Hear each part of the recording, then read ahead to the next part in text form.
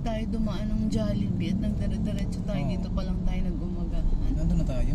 Nandun na tayo kasi hindi pa masyadong mataon. Diyan tayo magtambay sa shop nila, ano? Oo. Mag-i-retrip na ako.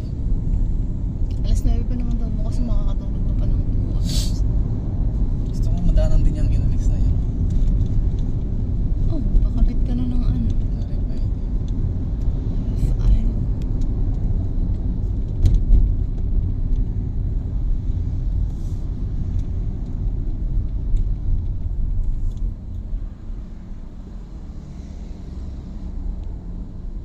Kaso